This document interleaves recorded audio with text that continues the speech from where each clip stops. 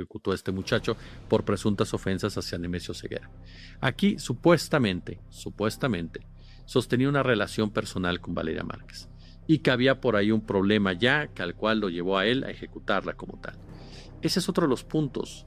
A mí me llamó mucho la atención las reacciones de esta muchacha, porque eran reacciones horas antes de que pasara esta tragedia, de alguien que está sola, de alguien que no tiene a dónde acudir, de alguien que está sin la posibilidad de que la escuchen, la apoyen, y cuando ella incluso da diversas expresiones, a mí me da cuenta de eso, que no sabe a quién acudir ante las amenazas que puede estar recibiendo. O sea, ella de alguna manera, el caso Valeria, sí, incluso minutos antes de que ocurriera, pues que pierde la vida en vivo, pareciera que ella ya sabía.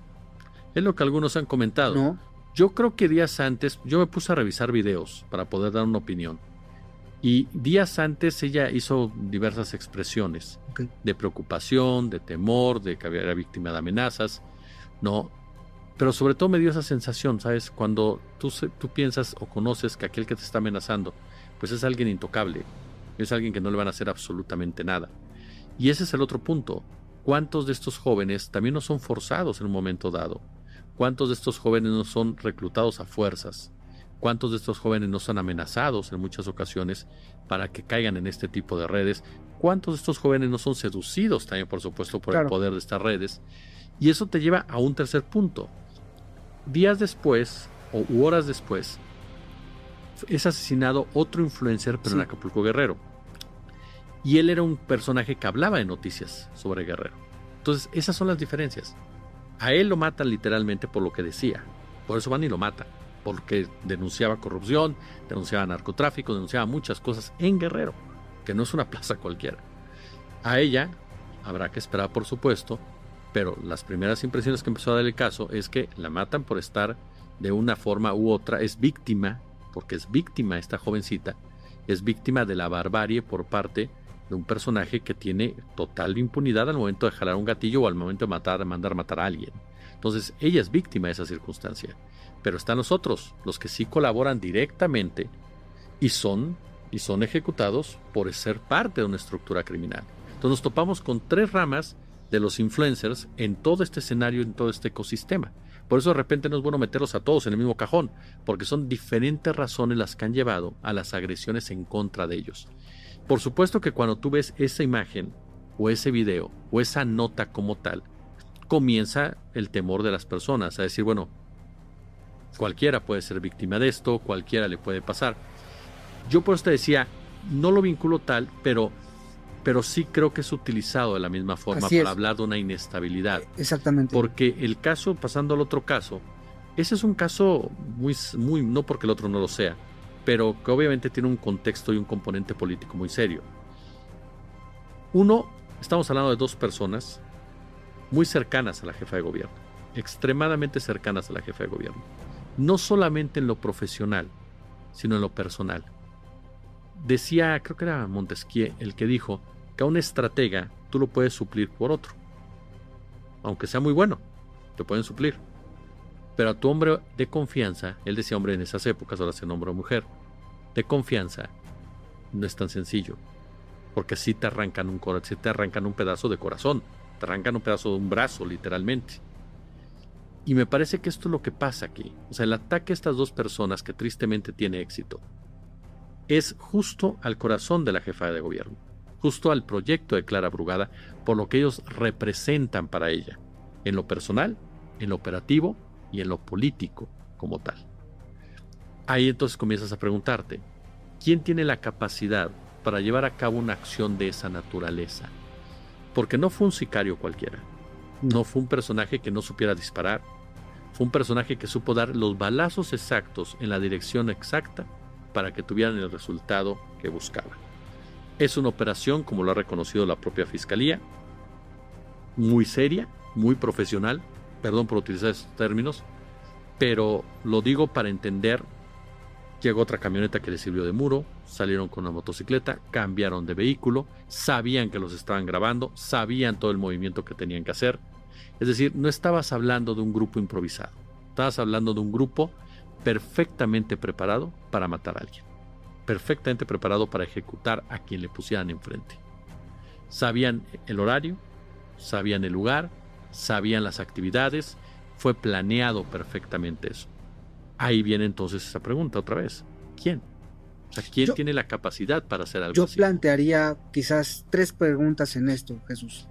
El asesinato de estos funcionarios del gobierno de la Ciudad de México fue un mensaje de quién y para quién, y cuál es el contenido de ese mensaje.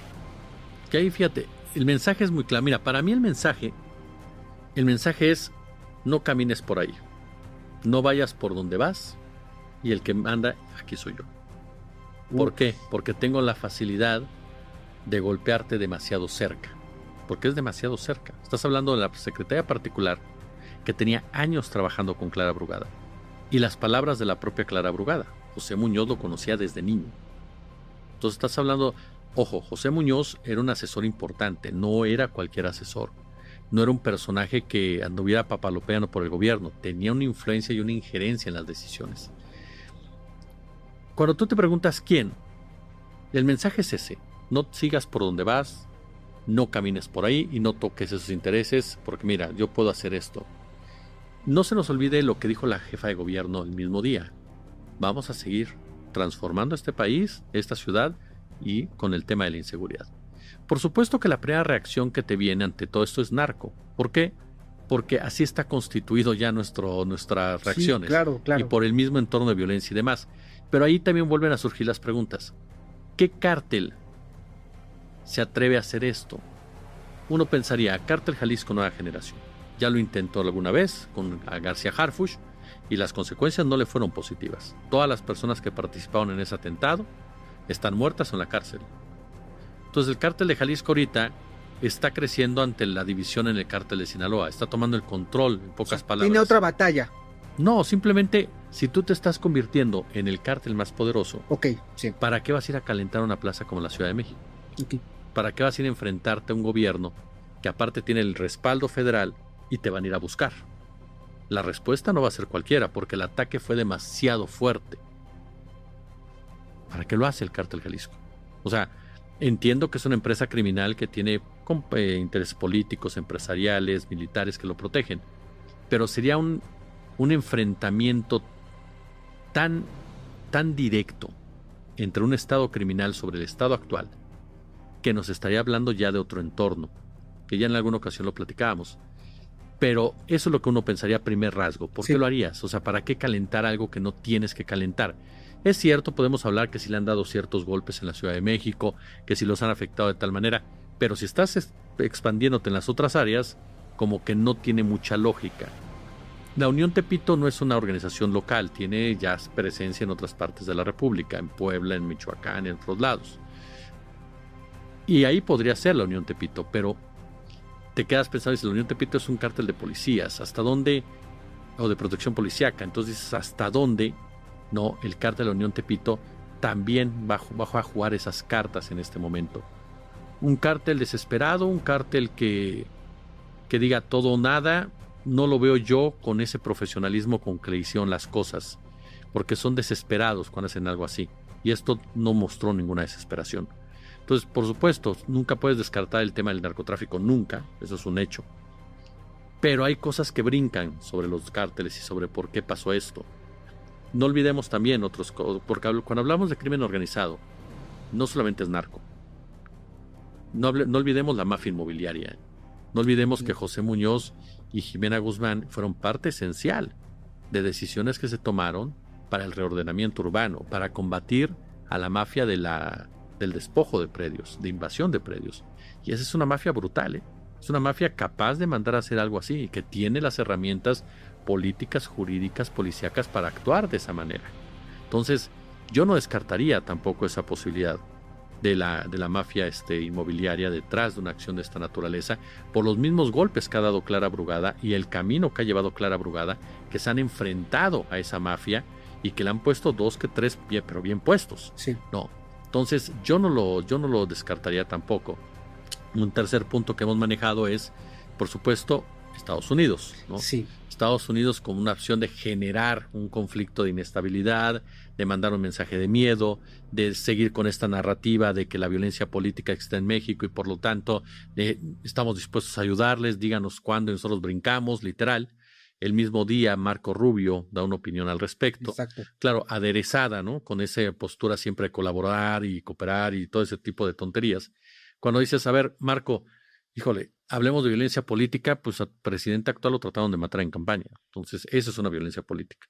No nos trates de venir a dar clases de violencia política cuando en tu país ha pasado a cada rato y solamente hay que ver lo que pasa con congresistas, con representantes, con senadores que también han sufrido este tipo de acciones. Entonces, Estados Unidos es un país con mucha violencia política.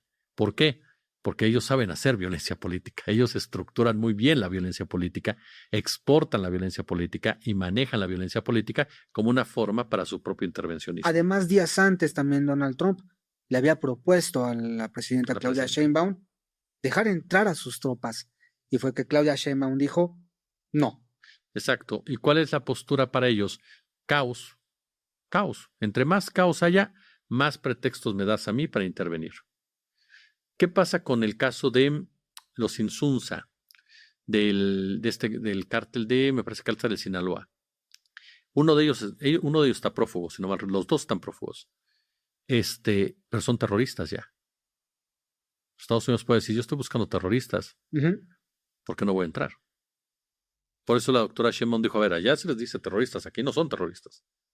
Hay que tener cuidado en todos los sentidos, porque es un pretexto. A lo que voy es eso. Aun cuando Estados Unidos no haya tenido nada que ver, y nunca nos vamos a enterar. No. Si Estados Unidos tuvo algo que ver, no nos vamos a enterar nunca, porque incluso ni a mi propio México, el gobierno mexicano lo va a decir. Pero sí lo va a utilizar. Aunque él no lo haya hecho, lo va a utilizar para sus propios beneficios. Ese es el gran tema con Estados Unidos. Ellos utilizan todo lo que va pasando para ir creando sus propias narrativas y sus propias justificaciones. Da pretexto, pues, un escenario de esta naturaleza. Además, acompañado de toda un ejército mediático. Sí, claro. Porque tanto los medios norteamericanos como los medios nacionales hicieron una especie de nado sincronizado, dando esta narrativa y esta sensación de que en ningún lugar en México está seguro. Te lo voy a poner así, el último mapa, digámosle de esa forma, de la aldea, te habla de que todo el país... Eso fue días antes. Días antes, de que todo el país está con la presencia del cártel Jalisco Nueva Generación ya. Sí. Controlado todo. Y te hace una serie de alianzas ahí extrañísimas que no cuadran con lo que te había dicho antes. Perdón que me ría, pero es que es increíble. Por un lado te dice, a ver, Chapitos y Mayos se están peleando, eso nos queda claro a todos. Entonces los Mayos llevan un acuerdo con el Chapo Isidro. Esa forma te permite pelear contra los Chapitos. Pero resulta que también los Mayos tienen un acuerdo con el Golfo. Pero entonces el cártel de Jalisco hizo una alianza con los Chapitos y resulta que también con el cártel del Golfo. Y ahora también se mete el cártel del Noreste. Es decir, ya nos puso a todos en una especie de ring, ¿no? En donde están peleándose todos y en donde el país está incendiado. Porque ese es el punto final que busca la DEA. México está incendiado por la violencia del narcotráfico. México es intransitable por donde se le vea. Vuelvo a lo mismo, pretextos. O sea, pretextos, que es lo que busca Estados Unidos. Este crimen lamentable, triste, condenable, da pretexto también a Estados Unidos, aunque ellos no tuvieran nada que ver. Así de sencillo. Si ellos lo provocaron, le da más justificaciones. Si no lo provocaron, le da un pretexto para seguir jorobando exactamente con lo mismo. Y el último punto, por supuesto, es el político. Nunca puedes descartar un tema político, nunca. Intereses, disputas, candidaturas, todo en un momento dado se puede generar. No, pero es algo que me parece que deben de llegar al fondo y es algo que yo estoy seguro que no va a quedar impune. Estoy convencido de eso. Es muy personal para quedar impune. Fue demasiado personal, demasiado directo para la propia fortaleza, seguridad, no solamente Clara Brugada, sino de todo el Estado mexicano. Sí. Tienes que llegar a las conclusiones y tienes que agarrar no solamente a los que dispararon, sino al que lo creó, al que lo planeó, al que lo ideó, porque de otra manera quedas totalmente vulnerable. Cuando pasó, yo hablé con 2 personas y las 2 me decían que sentían una cuestión de desasosiego, de especie de miedo, ¿no? Sí. Porque pensaba, si le pasa a alguien tan cercano al poder, ¿qué me puede pasar a mí? Claro. ¿No? Y ese es el mensaje que... Ese es el mensaje, sí. Y ese es el mensaje que fíjate, entrevisté a don Epigmenio Ibarra Y él me decía una frase durísima, durísima, pero que en lo personal yo coincido. No puede uno asegurar que tales o tales personas tienen una relación pagada, directa, contractual con una empresa criminal, pero sí les hacen la chamba. Es decir, muchos comentócratas le hacen la chamba al asesino. ¿A qué me refiero? A que generan el miedo, el temor, el terror, crean las condiciones de inestabilidad en sus discursos, en sus notas, con un afán. El afán, por supuesto, incluso de impedir que sean detenidos, de lograr que escapen, de que la gente tenga un miedo atroz en una ciudad. Entonces, muchos comentócratas caen en esa situación que bien lo definía Epigmenio Ibarra, de de ir de la mano en un momento dado con el crimen organizado. Si trabajan o no trabajan para él, es algo más que se tendría que confirmar, pero de que por lo menos por las notas que manejan y cómo lo manejan y para qué lo manejan, sin duda alguna les hacen el trabajo sucio, porque estos disparan, pero aquellos escriben, gritan y vociferan de tal manera, sin un afán real de solucionar las cosas, sino de crear precisamente ese escenario. Es otro tipo de disparo. Es otro tipo de disparo. Es el disparo a la tranquilidad de la ciudadanía y también representa el caos. Tú recuerdas que la teoría del caos pasa del hecho al pensamiento. Es un hecho que a través de un medio de comunicaciones se convierte en el pensamiento de la gente. Entonces ellos cumplen ese papel. Ellos no disparan, pero sí trasladan todo eso al pensamiento de la gente. Y eso es precisamente también un factor clave. ¿Y por qué? Bueno, seamos claros. La derecha en sí y el crimen organizado, si no los queremos mezclar como tal, tienen un punto de origen. Extrañan el neoliberalismo, porque es con el neoliberalismo con el cual los dos se fortalecieron, crecieron, se empoderaron. Para mí hay vínculos muy claros, te lo decía desde la otra vez, ¿no? Del vínculo político, narcotráfico, empresario, milicia. Para mí es indisoluble totalmente. Para mí el narcotráfico no está fuera de un Estado, es parte de un Estado. La diferencia en México, lo que se vive en México, es que en 2018 el Estado criminal pierde el control, pierde el gobierno y entra otro Estado, pero ese Estado criminal sigue actuando. Y el narcotráfico es parte de ese Estado criminal que responde a los Estados Unidos, que es un narcoimperio como tal. Entonces te topas con un hecho que es fundamental en eso. ¿Quiénes extrañan? ¿Quiénes son enemigos de la 4T o de las acciones que pueda llevar a cabo Morena respecto a ir en contra del neoliberalismo? La derecha y el crimen organizado.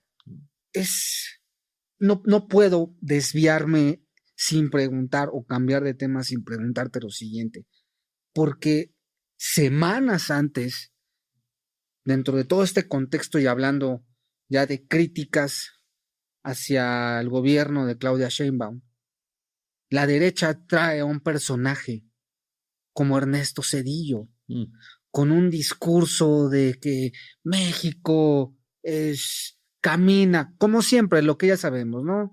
Un país totalitario y todo esto. Sin embargo, pues Zedillo, Jesús, es una de las evidencias más claras de un narcopresidente. Para mí sí, mira, yo ese tema lo traigo desde hace años. O sea, es un asunto que a mí me llamó mucho la atención, mucho. Cuando yo empecé a leer sobre este tema del narcotráfico y empiezas a darte cuenta cómo opera, ¿no? Porque esa es la gran discusión. La gran discusión hoy por hoy sigue siendo esa. Realmente, ¿cuál es el papel de los capos? Esa es la gran discusión. El discurso de los Estados Unidos son todo. Los más peligrosos, los más poderosos, en fin. En lo personal, yo no creo que sean tan poderosos como se les dice. No que no sean generadores de violencia, no que no sean criminales, no que no sean barbáricos, no que no tengan responsabilidad, pero no son la punta de la pirámide, lo hemos platicado. Mi punto aquí, ¿cuál es? Que cuando tú te topas con una historia como la de Amado Carrillo, como tal, te das cuenta de un personaje al cual fueron empoderando, fueron creando, fueron ubicando precisamente en la narrativa. Y es un personaje que a final de cuentas está muerto, como tal. Pero fue un personaje protegido por Ernesto Zedillo y por Enrique Cervantes. Zedillo era la cabeza de ese gobierno.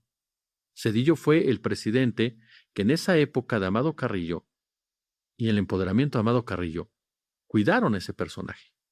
porque aparte de todo era, seamos honestos, ya mero alguien va a poder meter aviones con coca a Estados Unidos sin que Estados Unidos sepa, ¿no? O sea, Estados Unidos lo sabe absolutamente todo. Entonces, obviamente, no iba a pasar. O sea, en un avión te lo van a tumbar. Claro. Así de sencillo. Claro. No, entonces, ese vínculo de Zedillo, de Cervantes Aguirre con el narcotráfico, a mí me parece muy evidente, extremadamente evidente. Sobre todo por dos razones. La primera de ellas, por lo que se ha comentado, y que no es nuevo, insisto, el maestro Miguel Vadillo, de Contralínea, publicó hace tiempo, hace 2 años por lo menos 2, 3 años, una investigación a fondo de la relación entre la familia de Nilda Patricia y el cártel de los Amezcua. El maestro Vadillo presentó documentos, presentó datos, presentó cifras, presentó testimonios, en fin, un análisis a fondo de cómo el papá de Nilda Patricia y su hermano estaban relacionados con ese grupo criminal. Entonces, no es algo nuevo toda esta discusión, es algo que ya se viene arrastrando desde hace tiempo y que se ha mostrado por trabajos periodísticos de ese vínculo de los Zedillo o de su esposa con los Amezcua. El caso de Amado Carrillo es el otro, ¿no? Yo tengo una frase, querido Oscar, y es algo que he visto a través de tantos años. El Estado se reconfigura para que creas que está combatiendo al narcotráfico. ¿Cómo se reconfigura? Sacrifica a los suyos. Punto. Okay. González Calderoni, Gutiérrez Rebollo, Genaro García Luna, el que tú me quieras poner, de los que han combatido al narcotráfico, son sacrificables por ese estado criminal. ¿Eso exime a alguno de ellos de sus responsabilidades? No, para nada. Pero otra vez, no son la cabeza. No son los jefes de jefes. Hay un Estado que toma esa determinación y que decide, cae. ¿Por qué? Porque hay que dar la piña de que los